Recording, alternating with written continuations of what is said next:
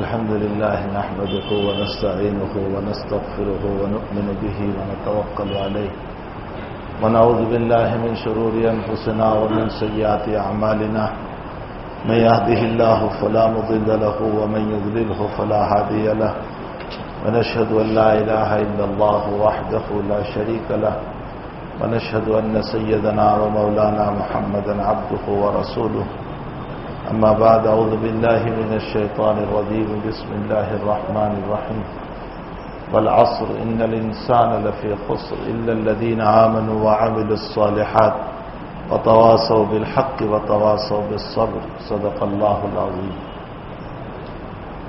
بزرگوں اور بھائیوں، قرآن کریم میں حق تعالیٰ جل شانہ و عما نوالہ نے مختلف جگہوں پر مختلف چیزوں کی قسم کھائی ہے. کبھی اس نے تین کی قسم کھائی، زیتون کی قسم کھائی، والتین والزیتون وطور سینین، طور سینا کی قسم، وہذا البلد الامین، مکۃ المکرمہ کی قسم، اس شہر مکہ کی قسم کھائی. کبھی آپ نے والشمس وضحاہا والقمر اذا تلاہا والنہار اذا جلاہا واللیل اذا یغشاہا، یہ بھی قسمیں ہیں. والشمس وضحاہا، یہ بھی قسم ہے. اور بہت ساری جگہوں پر رب کریم نے قسم کھائی. میں اور آپ ہم جب قسم کھاتے ہیں تو اس صورت میں ہم کو اس بات میں سامنے والے کو اعتماد دلانا مقصود ہوتا ہے کہ میں اپنی بات میں سچا ہوں. حق تعالی جل شانہ کو کسی کو اعتماد دلانے کی ضرورت نہیں ہے، اس لیے کہ وہ احکم الحاکمین ہیں. ہم سب اس کے تابع ہیں، وہ کسی کے تابع نہیں. کوئی اس کو مانے نہ مانے کوئی فرق نہیں پڑتا ہے. اس نے حدیث قدسی میں مسلم شریف کی روایت صاف صاف یوں کہہ دیا کہ تم سب متقی قلب لے کر بیٹھ جاؤ، میری خدائیت میں کوئی زیادتی نہیں ہوگی. اور آگے یوں کہہ دیا کہ تم سب فاسق، فاجر، کافر، منافق بن کر کے بیٹھ جاؤ، میری خدائیت اور ربوبیت میں کوئی کمی نہیں ہوگی.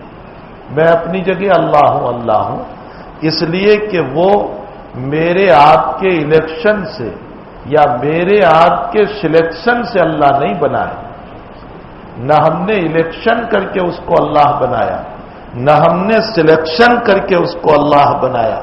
وہ تو پہلے سے ہیں، اس نے ہم کو وجود دیا. تو ظاہر سی بات ہے کہ ہم اس کے تابع ہیں، نہ کہ وہ ہمارے تابع ہیں.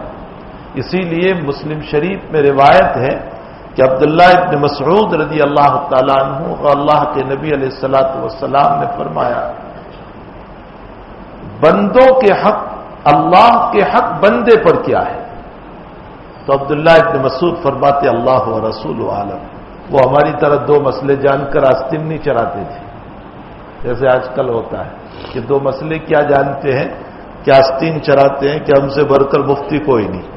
ارے تم انٹرنیٹ کے مفتی ہو، وہ سینہ بسینہ علوم والے مفتی نہیں ہو. برکت ان علوم میں ہوتی ہے جو سینہ بسینہ آتا ہے، اور انٹرنیٹ کے علوم میں تو گمراہی کے خطرات ہیں. وہاں قادیانیت بھی ہو سکتی ہے، وہاں مرزائیت بھی ہو سکتی ہے، وہاں رافضیت بھی ہو سکتی ہے، اور علوم کا پتہ ہے نہیں. کہیں انٹرنیٹ کا علم گمراہ نہ کر دے، تباہی نہ لے آئے. اس لیے برکتیں ان علوم میں ہوتی ہے جو سینہ بسینہ چلتا ہے. اگر انٹرنیٹ ہی کے علوم مقصود بالذات بن جاتے تو یہ سارے مدارس بند کر دینے پڑیں گے. پھر کیا ضرورت پڑی ہے کہ سینہ بسینہ علوم کو پڑھایا جائے؟ علم وہ معتبر ہے. یہی وجہ ہے کہ سارے اسباب کے ہوتے ہوئے اللہ کے حبیب نے سینہ بسینہ صحابہ کو علم دیا، اور صحابہ نے تابعین کو دیا، اور تابعین نے تبع تابعین کو دیا الی یومنا ھذا. آج تک اسی طرح سلسلہ چلا آیا ہے. تو ان علوم میں برکت ہوتی ہے. جو سند دی جاتی ہے وہ اسی کی دی جاتی ہے کہ آپ نے ہم سے براہ راست لیا ہے، اور اس علم میں برکت ہوتی ہے.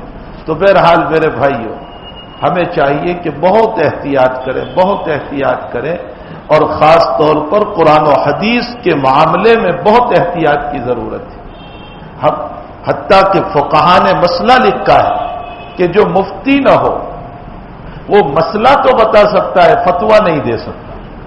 یہاں تک لکھا کہ جو مفتی نہ ہو، جس کے پاس مفتی کی سند نہیں ہے، وہ مسئلہ بتا سکتا ہے لیکن فتویٰ نہیں دے سکتا.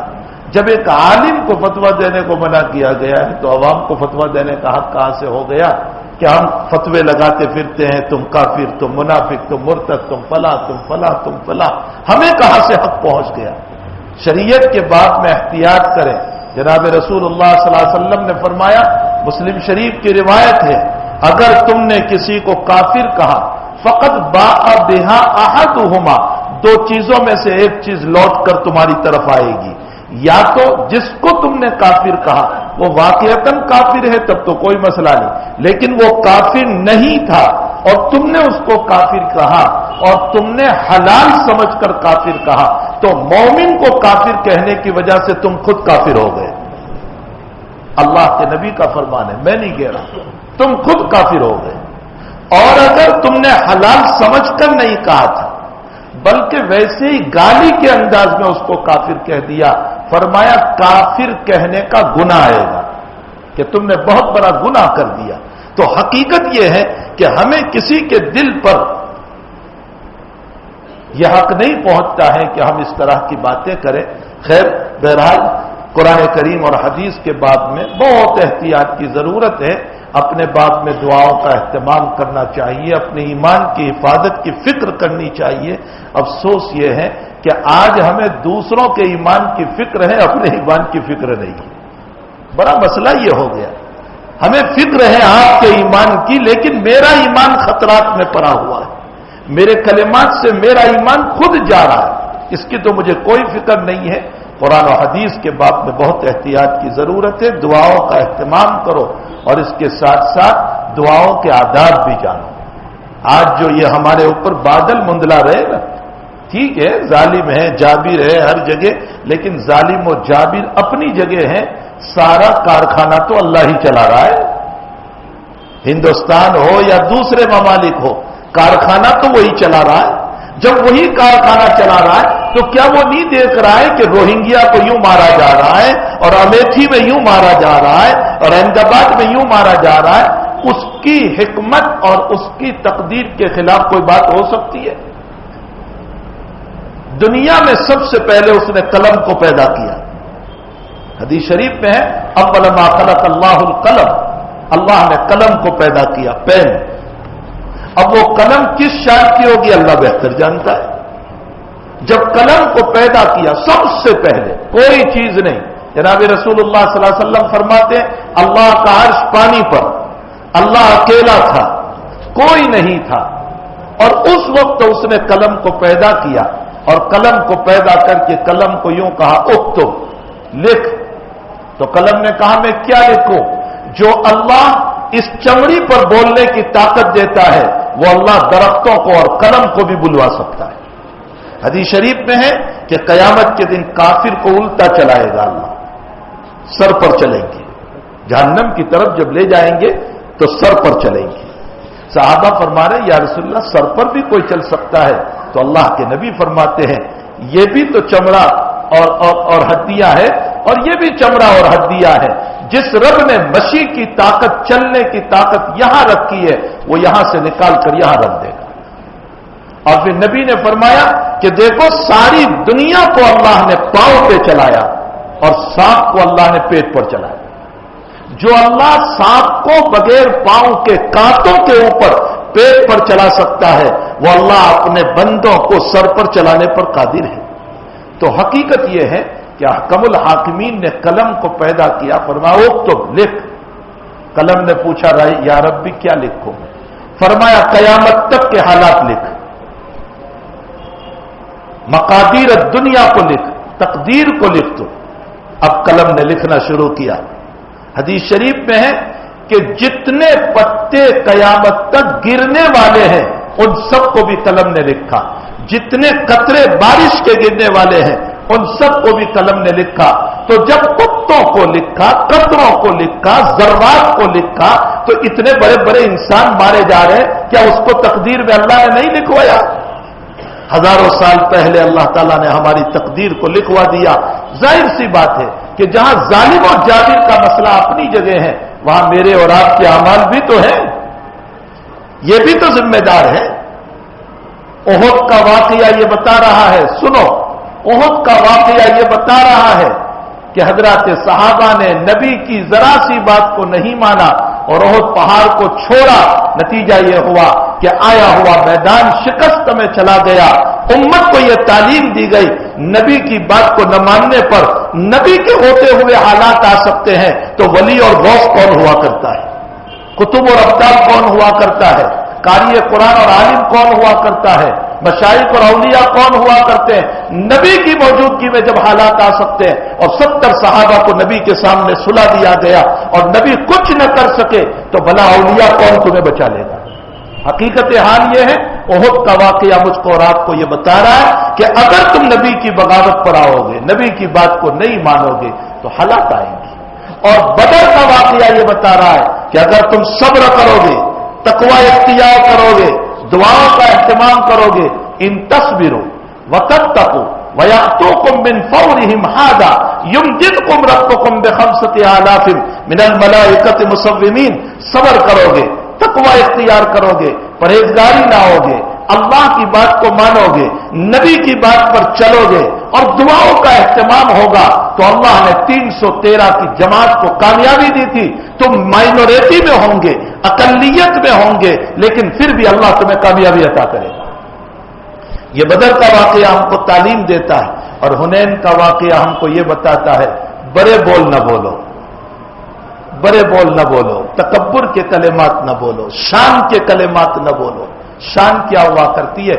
بخاری شریف کا ایک جملہ بھی میرے ذہن میں آیا، حضرت عائشہ صدیقہ رضی اللہ تعالی عنہا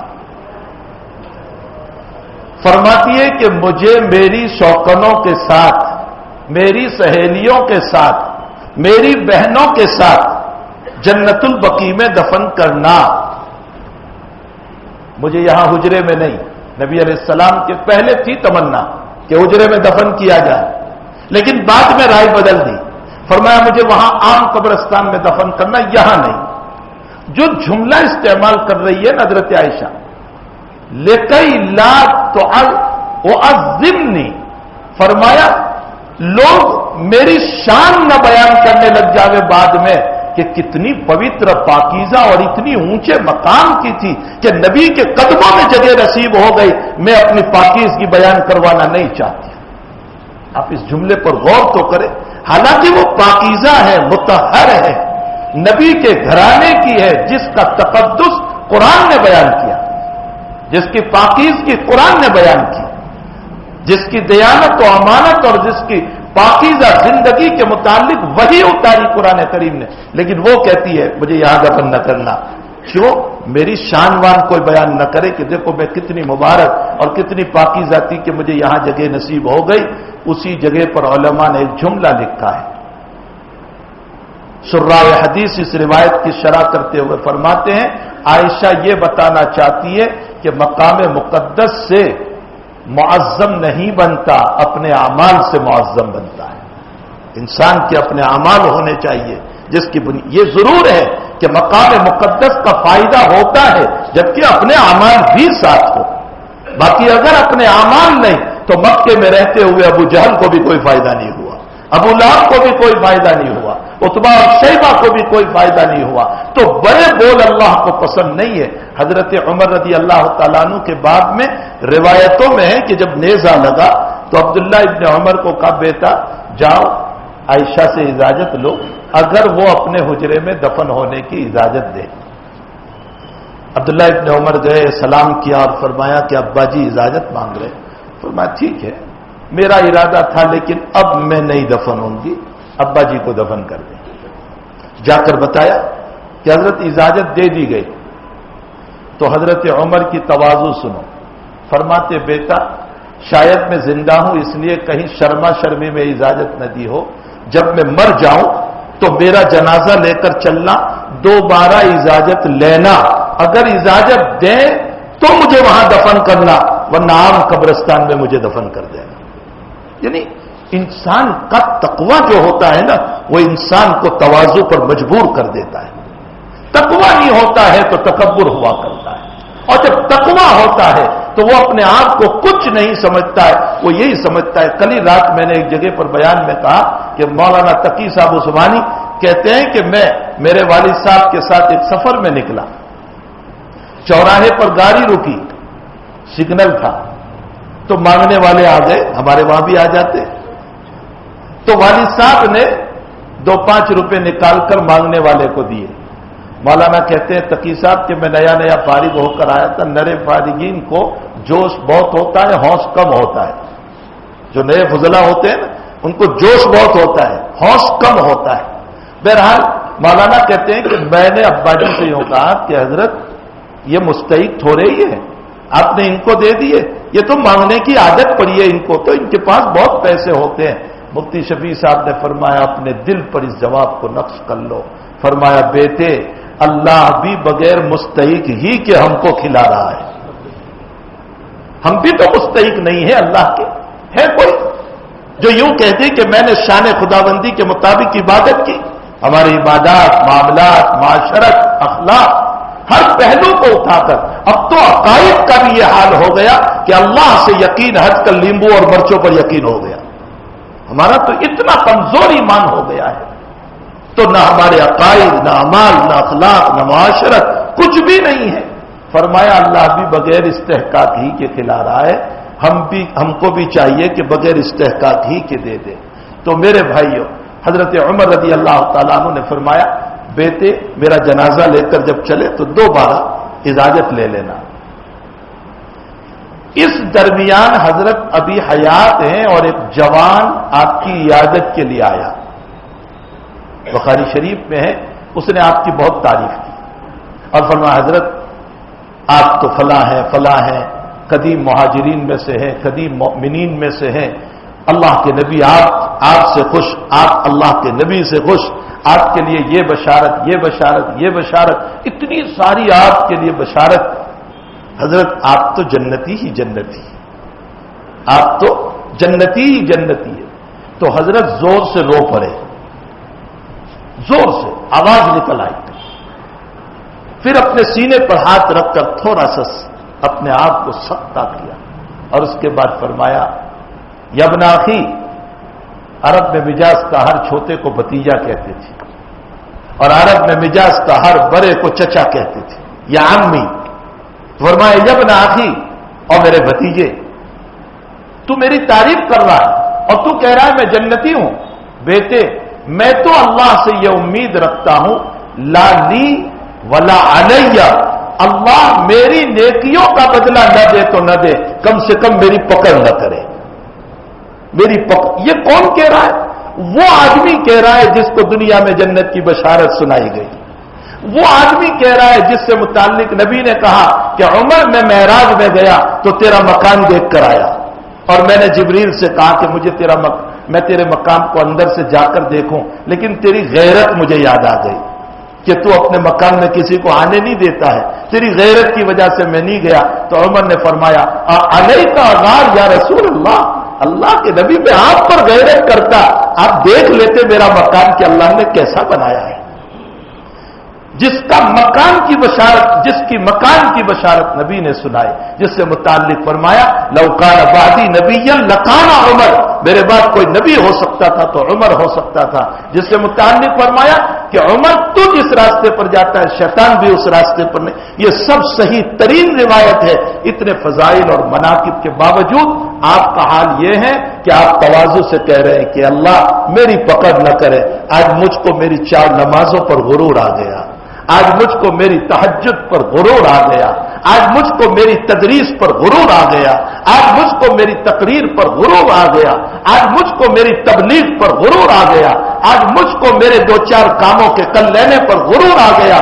ان کی پوری زندگی تدریس میں، تبلیغ میں، خیر کے کام میں، صلح میں، مصالحت میں، عبادتوں میں، زہد میں، تقوی میں، ورع میں، پرہیزگاری میں گزرنے کے باوجود وہ یہ کہہ رہے ہیں کہ اللہ میری پکڑ نہ کرے، اور میرا اور آپ کا حال یہ ہے کہ چند باتوں میں ہم وہ غرور آ جاتا ہے کہ ہم کسی بے نمازی کو حقیر سمجھ رہے ہیں، ہم کسی اور کو حقیر سمجھ رہے ہیں۔ میرے بھائیوں، صحیح ترین مسلم شریف کی روایت ہے کہ جب کوئی عبادت گزار کسی غیر عبادت گزار کی توہین کرتا ہے تو اللہ کے نبی فرماتے ہیں کہ اللہ فرشتے کو بھیجتا ہے، میں میرے اس بندے کو معاف کرتا ہوں اور تیرے غرور کی وجہ سے تیری ساری عبادتوں کو ختم کرتا ہوں۔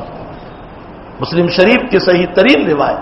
اس لیے میرے بھائیوں، ہمیں بہت ہی احتیاط کی ضرورت ہے، اپنی زبان کو بہت احتیاط کی ضرورت ہے، اور پھر اس کے ساتھ ساتھ دعاؤں کا اہتمام، مانگنے کے آداب سیکھو۔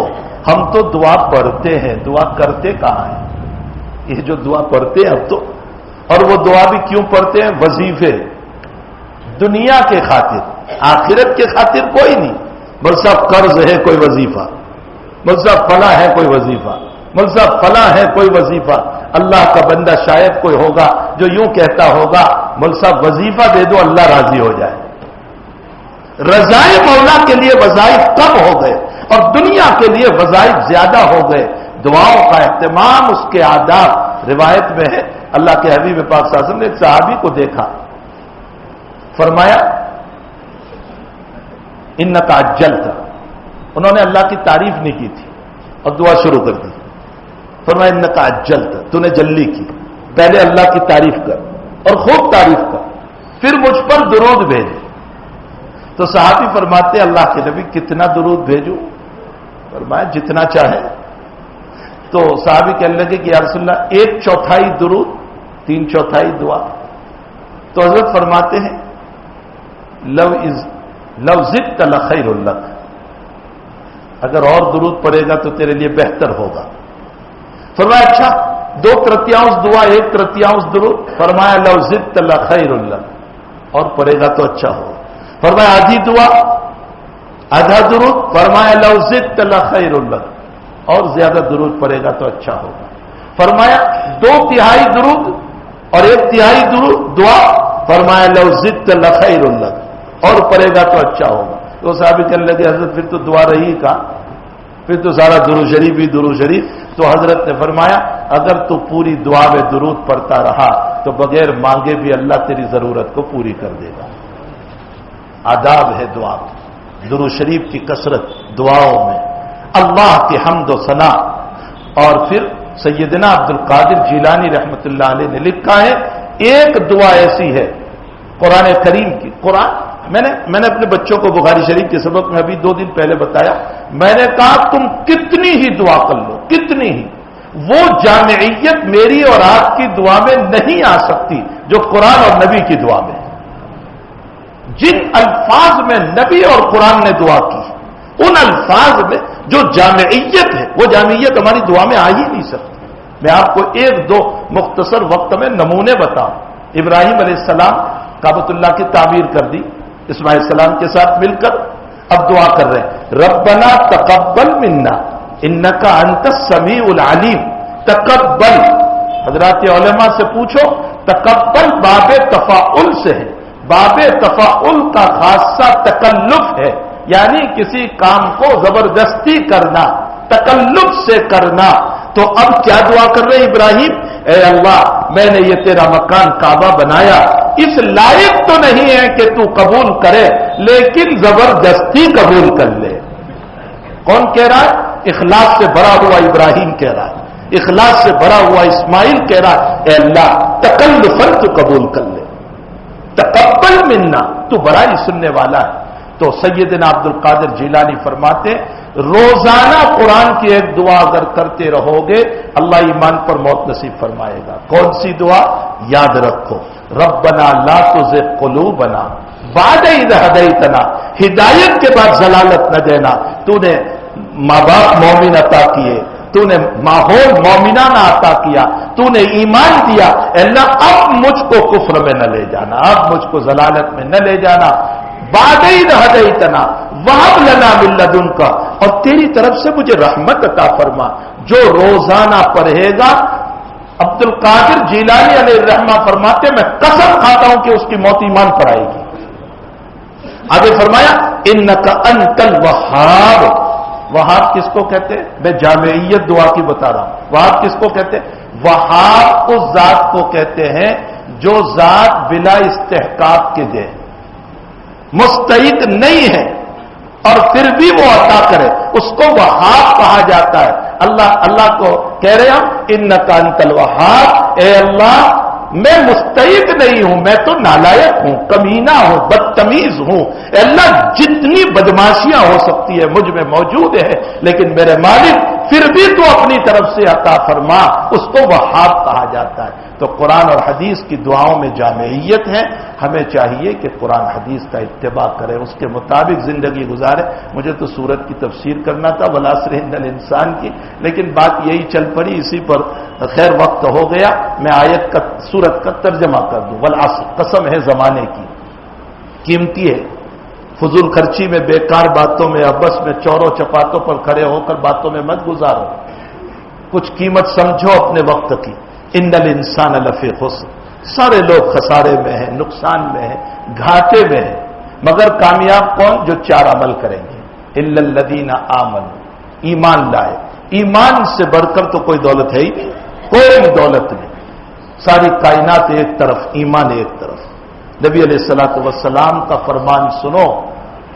اللہ کے نبی فرماتے سب سے آخری جہنمی کو میں جانتا ہوں. حضرت فرماتے سب سے آخری جہنمی کو، جس کے ایمان کا پتہ کسی کو نہیں ہوگا، صرف اللہ جانتا ہوگا. جب اللہ ہی جانتا ہوگا تو اس کا مطلب یہ نکلا کہ اس نے زندگی میں کبھی اللہ کہا ہوگا. یہ اللہ کا نام اتنا بڑا ہے کہ اس نے زندگی میں اخلاص کے ساتھ ایک مرتبہ کہا ہوگا، اللہ جل شانہ اس کو بھی جہنم سے نکال کر جنت میں بھیجے. یہ ہے ایمان. اتنی بڑی دولت. آج لوگ دنیا کی چیزوں پر مر رہے ہیں، چھوڑو نہ ملے تو کوئی حرج نہیں، لیکن ایمان ہمارا جانا نہیں چاہیے.